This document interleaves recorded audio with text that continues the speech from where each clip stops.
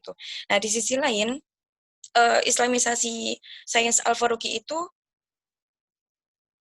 dapat diharapkan untuk menjadi tolak ukur kebangkitan umat Islam, karena di dalam Islamisasi sains itu mengintegrasikan eh, apa kasana Islam, mengembalikan lagi keilmuan atau wawasan-wawasan Islam seperti itu.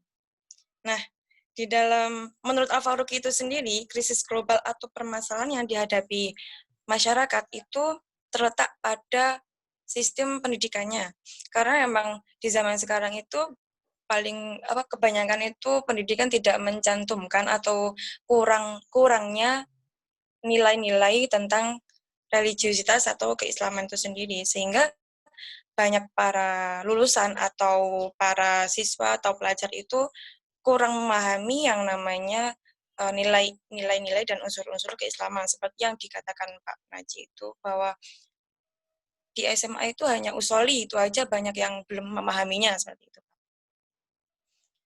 Terus program Islamisasi sains menurut Al-Faruqi itu tentu mengatasi permasalahan umat Islam, terutama pembaruan sistem pendidikan, dengan cara melakukan Islamisasi sains yang menekankan pada penyediaan buku-buku tentang agama Islam. Nah, proyeksi seperti itu harus bersinergi dengan yang namanya peradaban, tentunya peradaban Islam, Pak. Nah, namun dalam peradaban Islam itu sangat yang dibahas utama itu adalah ketauhidan. Nah, tauhid itu sendiri menurutnya Al-Faruqi itu mempunyai dimensi metodologis. Yang pertama itu kesatuan, yang kedua rasional, dan yang ketiga toleransi. Nah, prinsip kesatuan menurut Al-Faruqi itu merupakan suatu perekat unsur peradaban, sehingga terhindar dari adanya keterbelakangan peradaban, tentunya peradaban Islam. Yang kedua itu prinsip rasional adalah suatu keyakinan bahwa Tuhan itu telah menganugerahkan akal yang dapat kita gunakan untuk membangun peradaban. Yang ketiga yaitu prinsip toleransi. Nah, menurutnya Al-Faruqi itu prinsip toleransi dalam ketauhidan itu adalah suatu hal yang tidak memaksakan satu konsep kepada kelompok tertentu. Misalkan kita tidak boleh kamu harus ketika sholat itu kamu harus usoli atau apa gitu, kita nggak boleh, karena memang kita itu memiliki prinsip toleransi dalam peradaban Islam seperti itu. Nah, yang kedua itu ada tauhid yang berdimensi isi, yaitu tauhid sebagai prinsip pertama metafisika, etika, dan sosial. Dengan demikian, proses Islamisasi sains merupakan upaya untuk memberikan isi dari peradaban Islam dengan nilai-nilai tauhid itu sendiri. Yang poin ketiga yang dibahas dalam makalah kami itu relevansi Islamisasi sains dan pendidikan Islam. Sebenarnya dalam Islamisasi sains itu banyak pelopornya atau banyak pencetusnya tentang pemikiran Islamisasi sains. Tidak hanya Al-Faruqi saja, melainkan ada Al-Atas yang sudah disebutkan Pak Naji, terus juga ada Fazlur Rahman. Ya, banyak. Ada banyak itu. Nah, di sini saya mengambilnya hanya 3 tokoh. Yang pertama itu adalah Al-Atas, yang kedua itu Rahman, dan yang ketiga itu Nasr.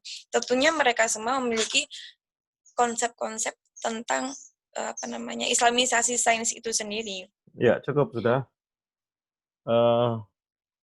Mbak Dewi? Iya, Pak. Ya, cukup. Jadi jenengan hanya bahas yang Ismail Al-Faruqi. Nah, yang lainnya biar dibahas di teman-teman yang lainnya. Karena biar kan ada beberapa pokok bahasan ya. Nah, ada An-Nakuib, ada Hasan Nasr, ada Fazlur Rahman. Jadi Mbak Dewi sama Mas Fatkun itu khusus untuk apa? Ismail Al-Faruqi. Ya. Monggo. Yang lainnya kalau ada yang ditanyakan monggo. Jadi silakan ditanyakan kepada Mas Fatkun atau Mbak Dewi. Monggo. Halo? Halo Pak, Saya halo. Silakan, monggo mungkin ditanyakan. Ya. Oke, cukup itu ya. Pak, kan tadi beliau menyebutkan bahwa ada langkah-langkah tentang Islamisasi sains. Nah, di dalam makalah kami kan tidak menyebutkan langkah-langkah itu.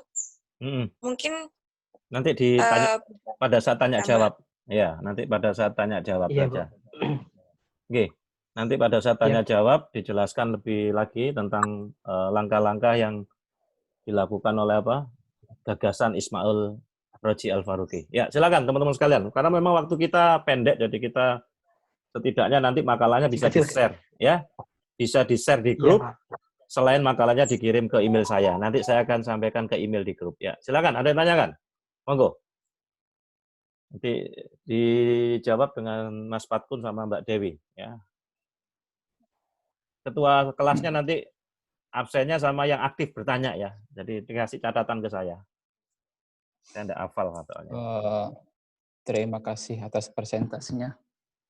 Siapa ini yang tanya? Hanan, Pak. Ya, silakan Mas Hanan. Masih saudaranya Hanan lagi. Ayo Hanan. Mas Hanan, radhiyallahu anhu, Pak. Menantu, Pak. Dari pemaparan beliau terkait tentang Al-Faruqi kan terkait Islamisasi sains dalam arti bagaimana ajaran-ajaran Islam nanti bisa dimasukkan dalam pemikirannya sains atau bisa dirasionalkan, Pak. Nah, apakah semua apa yang telah diterapkan Islam, ajaran-ajaran Islam semuanya itu bisa dirasionalkan? Contoh, kami pernah menemukan sebagian teks hadis yang mengatakan bahwa tidak ada penyakit yang menular. Itu ada hadisnya, Pak, itu insya Allah ada. Terus kalau kita terapkan kepada rasionalnya sains sendiri kan bahwa yang namanya penyakit itu bisa menular, entah itu dengan cara memegang atau melalui dari udara atau pernapasan dan sebagainya. Itu bagaimana? Apakah memang semua Islamisasi atau ajaran-ajaran Islam itu dapat dirasionalkan secara sains seperti itu? Ya, saya pikir sudah ketangkap pertanyaan Mas Hanan. Oke, ada lagi? Satu lagi? Monggo. Saya, Bapak. Ya, Saya Pak dari Madura. Sebentar, yang Madura nanti terakhir aja. Neng dia.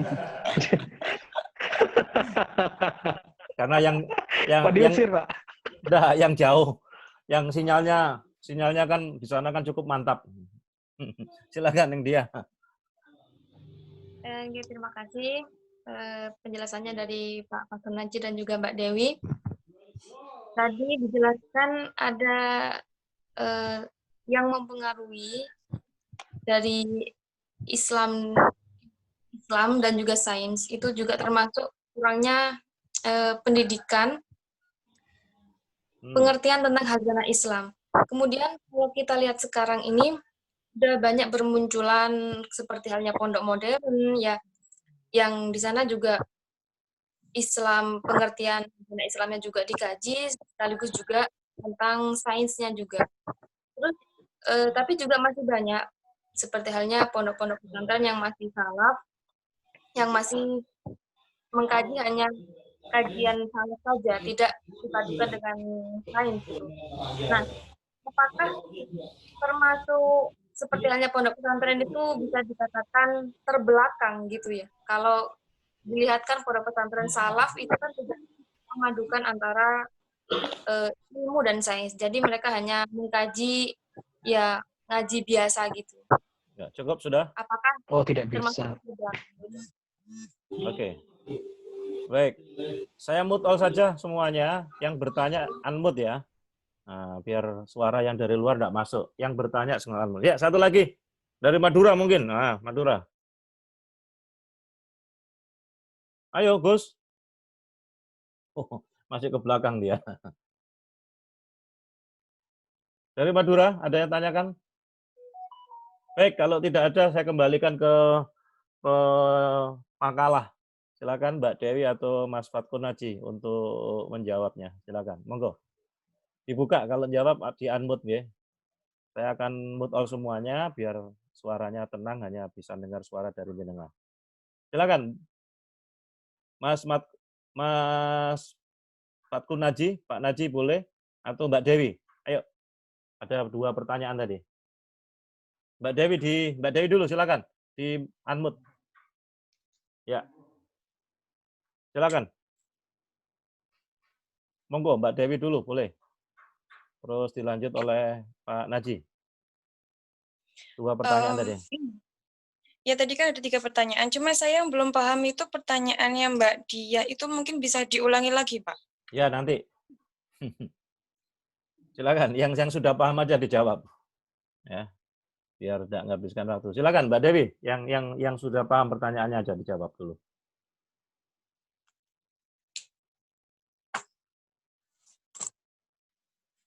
Silakan Mbak Dewi. Mbak Dewi bisa dijawab?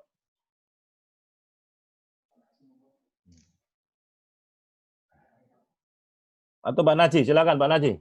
Nanti dilanjut Mbak Dewi. Terima kasih Bapak, Ibu yang saya hormati. Dari pertanyaan-pertanyaan saudara yang telah saudara limpahkan kepada pemakanan saya. Pertama, saudara Hanan, apakah islamisasi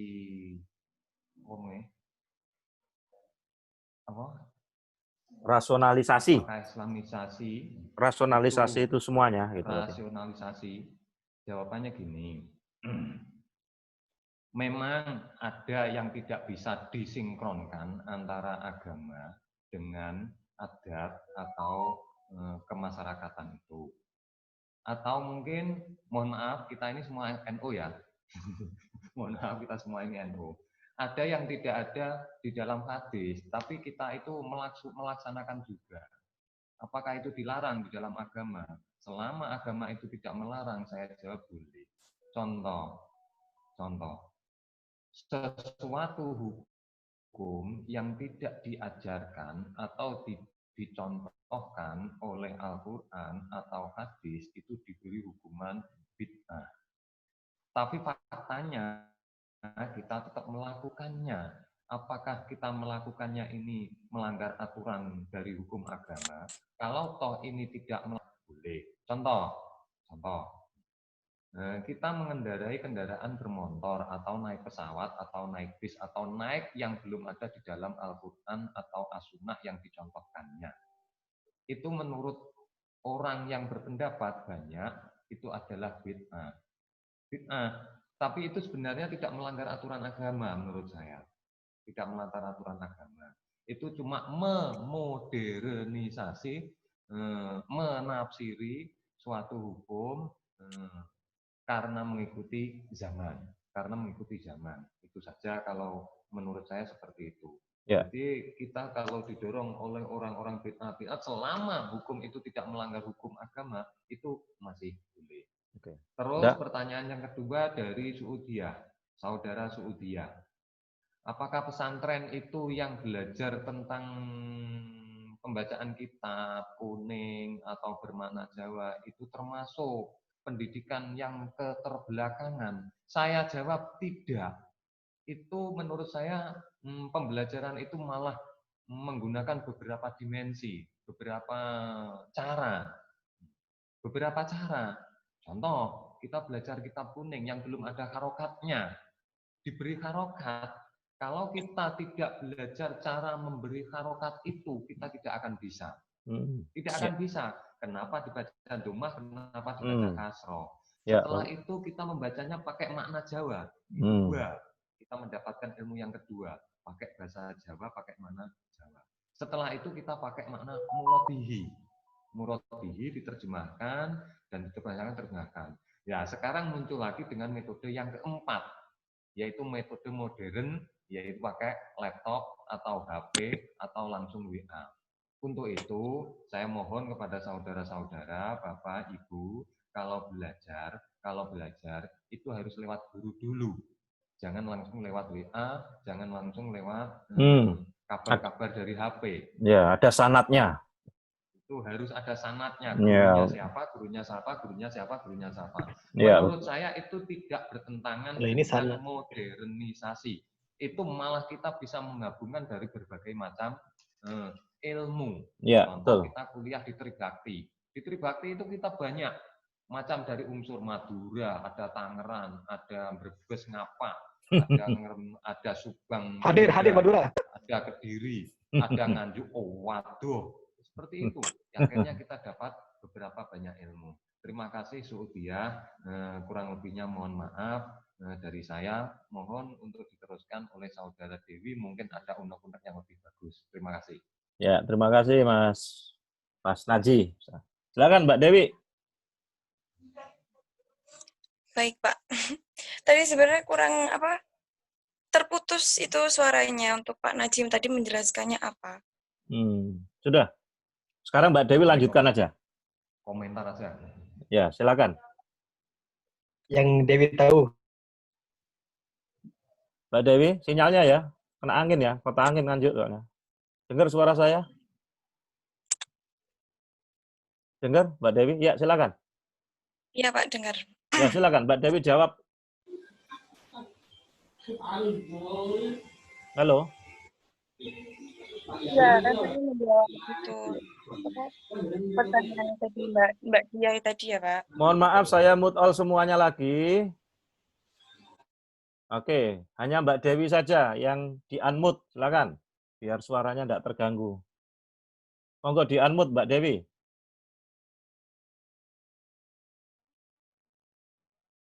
Saya mute all semuanya tadi, biar tidak terganggu suara yang lainnya biar tidak masuk. Ayo, silakan Mbak Dewi. Nah, saya akan menjawab pertanyaan tadi dari siapa tadi Mbak Dia tadi ya, Pak. Ya.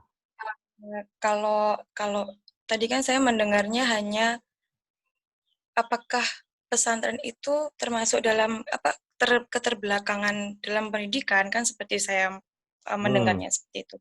Nah, kalau menurut saya pribadi itu enggak, Pak, tidak termasuk dalam keterbelakangan karena sesuai dengan teorinya Al-Faruqi juga kan tadi menjelaskan bahwa yang pendidikan yang di era modern ini malah mengembalikan lagi tentang wawasan keislaman. Jadi kalau pesantren itu hanya membahas tentang kitab-kitab klasik, kitab-kitab kuning, itu bukan berarti bahwa bukan berarti pesantren itu keterbelakangan dalam hal pendidikan seperti itu, karena memang di zaman sekarang itu banyak juga pesantren-pesantren yang meskipun dalam ajaran atau yang diberikan, materi yang diberikan, terus ilmu yang diberikan itu hanya mengenai kitab klasik, tapi di sisi lain juga dari pesantren itu memberikan atau memfasilitasi seperti ekstra dan juga wawasan pendidikan umum seperti itu, Pak. Ya, jadi tinggal melanjutkan saja karena apa yang ditanamkan oleh para wali songo pesantren itu sebenarnya pendidikan modern sudah. Tinggal dilanjutkan sarana dan prasarananya saja.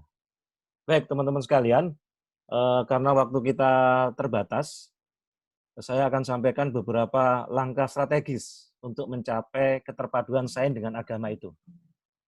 Memang kita harus memilah dan memilih antara teori yang merupakan hasil pemikiran seseorang itu. Jadi kita harus bisa membedakan nanti antara hadaro madaniyah yang bersifat khusus atau yang umum. Misalnya tadi yang disampaikan oleh Pak Pakunaji itu adalah bentuk-bentuk madaniyah yang bersifat umum hasil dari teknologi. Maka itu boleh dipakai. Misalnya laptop, dan teknologi. Jadi tidak semuanya dianggap bid'ah. Makanya kemudian ada, kalau nanti bid'ah, nanti saya ngisi pengajian pakai mobil, nanti saya dianggap bid'ah. Berarti kalau saya pakai onta, terlambat dong. Kan gitu. Nah, jadi ada 5 strategi, langkah strategis. Yang pertama, dengan catat. Yang pertama adalah fiksasi. Apa itu? Ketika kita menerima teori-teori yang dihasilkan melalui proses berpikir sains yang bersifat empiris, laboratoris, objektif, karena bersifat netral, tidak terkait dengan keyakinan agama atau ideologi tertentu, maka seorang muslim dapat belajar tentang sains itu kepada siapapun, baik dari barat maupun dari timur, termasuk kepada non-muslim. Maka itu disebut dengan fiksasi. Jadi kita akan melakukan fiksasi itu pada proses mana? Ketika teori-teori itu dihasilkan dari proses berpikir sains yang bersifat netral. Tidak ada kaitannya dengan keyakinan agama Islam. Bahkan tidak ada keyakinan agama tertentu, ideologi tertentu, bahkan sama sekali tidak bertentangan dengan Islam. Misalnya tentang sains yang bersifat empiris, laboratoris, objek, faktual tadi. Maka ini yang dilakukan adalah fiksasi. Yang kedua, langkah strategi yang kedua adalah internalisasi. Kapan kita melakukan internalisasi itu? Jika teori-teori ilmiah yang tidak terkait dengan keyakinan dan netral, nah ini, teori-teori ilmiah yang tidak terkait dengan keyakinan dan netral, maka ilmuwan muslim bisa melakukan internalisasi. Karena hikmah itu kan bisa diambil dari mana saja, gitu. Selama itu tidak terkait dengan keyakinan agama tertentu, ideologi tertentu, dan tidak bertentangan dengan agama Islam, atau keyakinan atau akidah Islam, dan itu netral, maka itu bisa dilakukan internalisasi. Itu yang kedua. Yang ketiga, koreksi. Nah ini, jika teori-teori ilmiah yang mengandung keyakinan agama tertentu, atau ideologi yang bertentangan dengan Islam, tapi ternyata netral, namun netral, maka ilmuwan Islam hanya melakukan koreksi yang bertentangan tadi. Tetapi kalau masih bersifat netral, jadi hanya maka dilakukan koreksi. Ketika yang dikoreksi mana? Yang bertentangan dengan Islam tadi, yang diambil, yang dipakai, yang tidak bertentangan dengan Islam. Maka yang dilakukan adalah koreksi. Tadi satu apa? Fiksasi. Dua adalah internalisasi. Kemudian yang ketiga adalah koreksi. Yang keempat adalah substitusi. Nah, ini baru mengganti. Jika teori-teori ilmiah itu mengandung keyakinan agama tertentu, ideologi tertentu, bahkan itu bertentangan dengan Islam dan tidak netral. Sudah bertentangan dengan Islam, ideologi tertentu membahayakan dan tidak netral, maka ilmuwan muslim harus melakukan substitusi. Jadi mengganti. Nah, mengganti. Dan itulah yang kemudian upaya-upaya yang dilakukan oleh para ilmuwan kita. Ada 3 paradigma yang saya jelaskan pada saat awal perkuliahan, termasuk yang dilakukan oleh Ismail Rajih Al-Faruqi itu.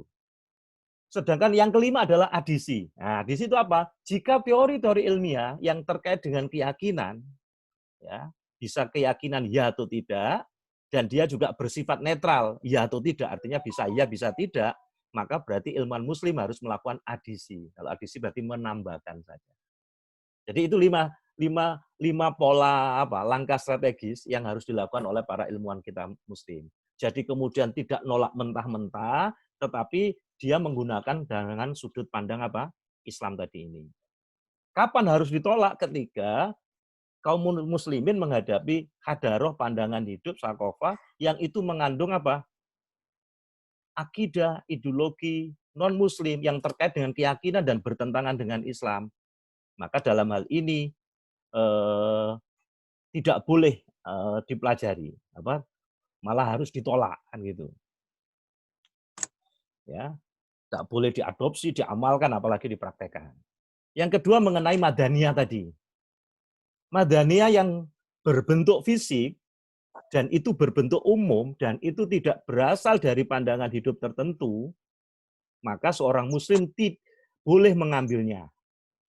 Kalau berbentuk umum. Tapi kalau madaniyah yang berbentuk fisik, tetapi itu berasal dari pandangan hidup agama tertentu, misalnya patung Buddha, patung salib, maka itu tidak boleh sekalipun bentuk fisik. Sebaliknya, jika madaniyah itu bentuk berupa hasil dari sains yang bersifat netral tadi, maka seorang muslim boleh mengambilnya, seperti mobil, alat komunikasi, TV, pengeras suara, internet, itu tergantung bagaimana kita menggunakannya. Maka itu adalah madaniyah yang bersifat umum, boleh diambil, boleh dipelajari sekalipun dari mana saja. Kemudian yang ketiga, kaum muslimin boleh mengambil ilmu-ilmu yang bersifat eksperimental tadi itu, yang netral. Dari manapun sumbernya, seperti ilmu fisika, ilmu kedokteran, ilmu komputer, dan sebagainya.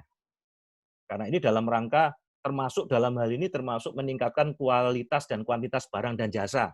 Boleh. Maka ketika Rasulullah ditanya tentang tata cara penyebukan kurma misalnya, maka beliau menjawab apa? Antum a'lamu bi umurid dunyakum. Kalian lebih tahu tentang urusan dunia kalian. Jadi untuk urusan masalah-masalah yang praktis, yang terkait dengan teknologi, dan kemudian itu menopang kehidupan, maka seorang muslim boleh mengambilnya dari manapun berasal, baik dari Islam maupun dari luar Islam. Jadi jelas, jadi ada 5 langkah strategis tadi. Insya Allah sudah saya sampaikan materinya di grup WA. Nanti jenengan bisa baca lagi dan buka lagi. Jadi sekali lagi teman-teman, waktu kita sekarang tinggal 7 menit. Kalau Anda mau break lagi, saya akan tambahkan nanti materi motivasi dan pembekalan. Kalau enggak mau ya enggak apa-apa. Kiranya sudah cukup, Pak. Cukup, ya? Karena nanti siang pun Cukup, saya harus Pak. belajar. Ini tadi Iya, anu Pak. Pak ya. Cukup. Apa? Pak, ini tadi materinya memang nggak di-share gitu. Duh, materinya sudah di-share. Makalah masuk. Materinya Teman-teman sekalian, nanti makalahnya jenengan yang sudah siap ataupun yang sudah jadi segera di-share di grup. Nah, kemudian makalah utamanya dari jenengan kirim ke email saya, nanti saya kasih email. Sedangkan materi diskusi perkuliahan kita ini semuanya sudah saya sudah saya kasih di grup WA. Ada 2 artikel dan ada PowerPoint. Nah, coba dilihat lagi di grup WA-nya ya. Siap, Pak. Siap, Pak. Oke. Untuk materi Dirasa waktu. Materi yang lainnya, yang makalah sudah siap, nanti bisa di-share ke grup, yang kemudian yang satu dikirim ke email saya. Masih ada waktu 6 menit, Siap, monggo Pak. silakan. Berarti yang ngirim file itu dapat nilai A+ juga, Pak? Oh, yang presentasi Malah hari banyak ini, yang presentasi hari ini, dan yang ngirim, yang presentasi hari ini dan langsung ngirim makalahnya ke email, sudah dapat A+ dari saya. Karena berarti Langsung presentasi ini, Pak. Gitu, Pak. berarti mengambil inisiatif. Mengambil inisiatif itu penting. Kan itu Gitulah, Pak. pengalaman setengah abad dari Pak Naji tadi luar biasa itu. Harus diapresiasi. Jangan gitulah, Pak. Loh, bukan jangan gitu. Kan sudah saya sampaikan, siapapun boleh mau tampil segera. Ini kan persoalannya sampai tidak mau memanfaatkan waktu ini namanya. Karena Karena kan- teman-teman berlomba-lomba, Pak. Sehingga harus ada yang mengalah, Pak. Oh, Kalau nggak ada yang mengalah, Iya. menang semua. Bingung nanti Ah. Bapak mau nilainya gimana, Pak. iya, itu Kita nggak alasan. bisa melebihi yang tua, biarlah yang tua mati dulu. Oh, itu alasannya orang Madura dan orang Batam aja itu. Enggak, Pak. Karena kita ini selalu mengalah itu, Pak, demi kebaikan itu terkadang dianjurkan, Pak. Oh iya, saya apresiasi lah. berarti makalahnya itu nggak dianu Pak ya, nggak di-share ke grup Pak makalahnya untuk presentasinya. Makalahnya di-share di grup. 1 di-share di grup, 1 kemudian harus dikirim ke email. Jadi biar teman-teman juga dapat gitu, bisa dibaca di rumah. Ya. Langsung pembekalan, Pak. Ayo, Pak. Ya. Pembekalan gimana? Waktunya Pembekalan gimana? kurang 5 menit waktunya ini. Kalau Anda mau, kita tambah lagi. Kalau enggak, saya istirahat. Karena siang saya ngajar lagi. Iya, Pak. Oke. Atau minggu depan aja, Pak. Kayaknya Tapi sudah panas nih, kayaknya serius. teman-teman sudah Pak, merasa Ya. cukup, Pak. Jadi Karena gini. nanti ada jadwal kuliah lagi, Pak. Jadi gini, ya betul, ada jadwal kuliah. Teman-teman, saya nanti coba saya akan rekam saja ya. Saya akan rekam saja pembekalannya. Nanti akan Betul, saya Pak. kirim. Video aja, Pak. Ya, nanti jenengan bisa lihat di Kuliah. channel YouTube saya. Oke, gitu Oke. mawon. Saya cari jalan tengahnya saja. Oke. Siap? Saya biar Siap, istirahat Pak. juga. Ternyata saya juga semangat ya, luar biasa ini.